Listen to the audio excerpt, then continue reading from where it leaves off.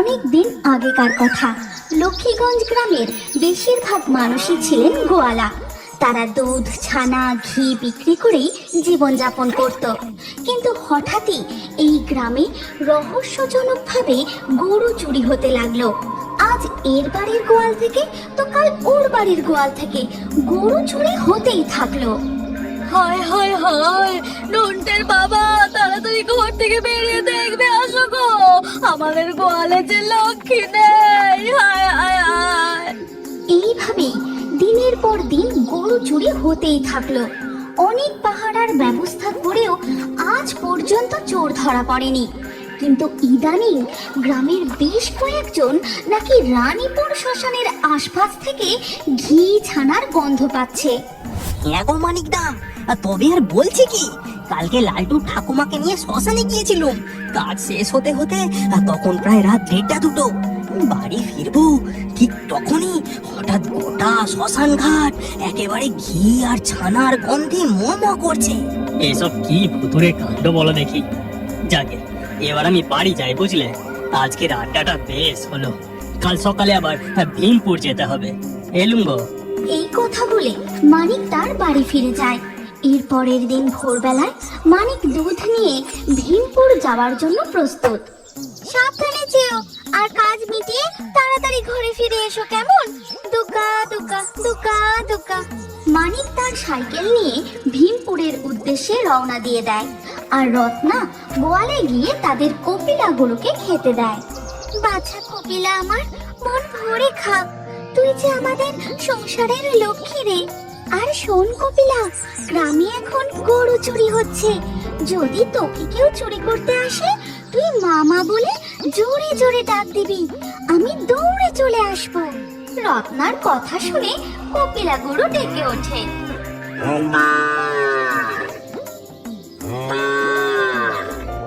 যেন সে তার মালকিনের সব কথা বুঝতে পেরেছে।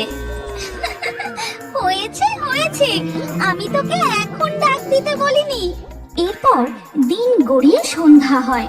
সন্ধ্যাবেলা রত্না রান্নাঘরে যখন রান্না করতে ব্যস্ত, ঠিক তখনই একটা গরু তাদের উঠানে ঢুকে গোয়ালের সামনে গিয়ে দাঁড়ায়। তারপর হঠাৎ গরুটা একটি বউয়ের রূপ ধারণ করে। ও নিতাই খুড়ো, ঘড়ির কাঁটাটা দেখে যাও, কটা বাজে? যাকে দোকান যখন বন্ধ করনি, তাও আমাকে 1 কাপ গরম গরম চা দাও দেখি। হ্যাঁ হ্যাঁ, দিচ্ছি দিচ্ছি। আজ দোকানে মেলা খদ্দের ছিল, তা এত রাতে তুই কোথা থেকে ফিরছিস? এই বলে নিতাই চাওয়ালা মানিককে 1 কাপ চা দেয়। চায়ে চুমুক দিয়ে মানিক বলে, আর বলো না, ভীমপুরে এক বাড়িতে দুধ দিয়ে আসতে গেছিলাম গো, কাল ওনার মেয়ের জন্মদিন। এরপর মানিকের চা খাওয়া হয়ে গেলে সে তার সাইকেল নিয়ে বাড়ির উদ্দেশ্যে রওনা দেয়। ওদিকে তখন মানিকের বউ রত্না, লোকটা যে এখনো ফিরলো না, কতটা রাত হয়ে গেল, এতক্ষণ তো লোকটার ফিরে পড়ার কথা। মানিক আপন মনে গুনগুন করতে করতে সাইকেল চালাতে থাকে।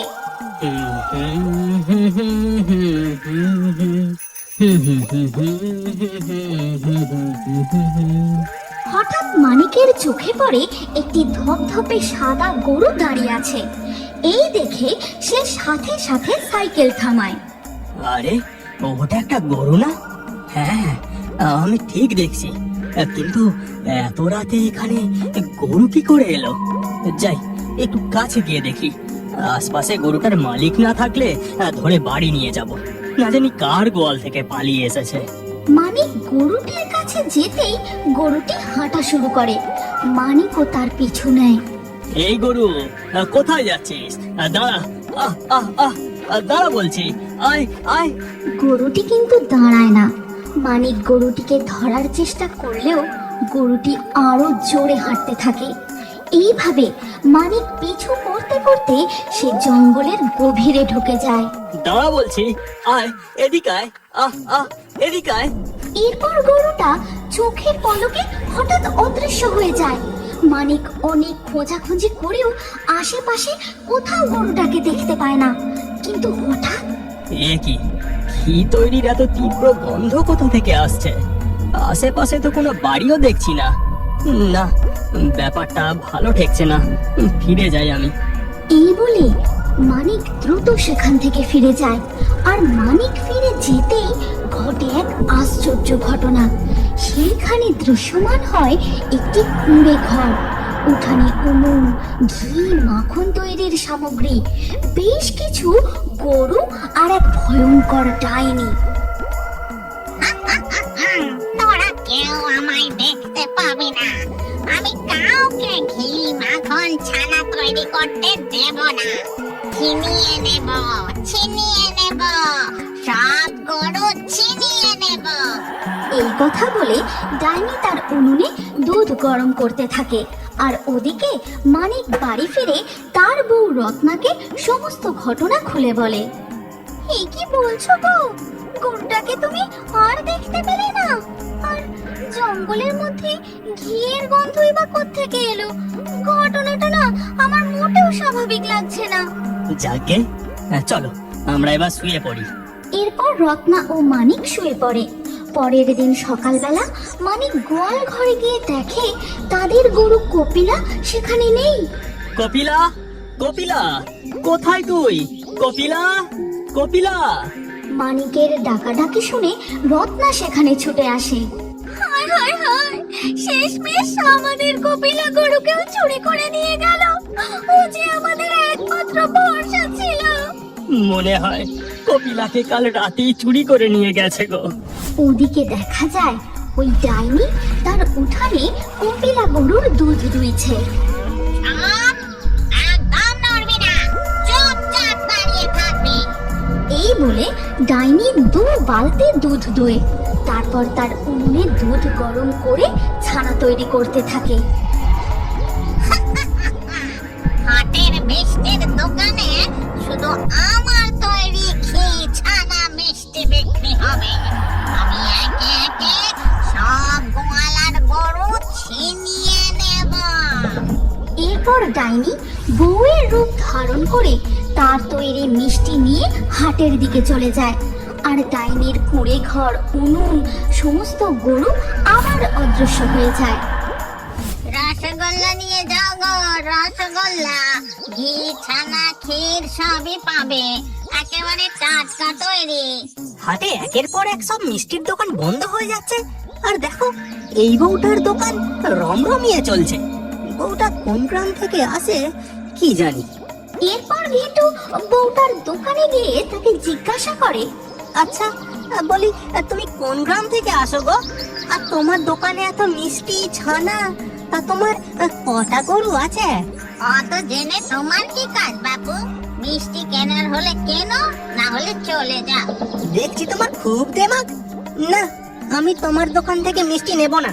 ওদিকে রত্না আর মানিক তাদের গরু খুঁজতে খুঁজতে জঙ্গলের সেই জায়গাটায় এসে পৌঁছায়। আশ্চর্য ব্যাপার, জঙ্গলের এখানে এতটা অংশ পুরো ফাঁকা। আচ্ছা, তুমি ঠিক দেখেছিলে কালকে ওই গরুটা এখানেই হঠাৎ অদৃশ্য হয়ে গিয়েছিল? হ্যাঁ গো গিন্নি। এখানে তো আমরা কিছুই দেখতে পেলাম না। চলো এবার চলে যাই।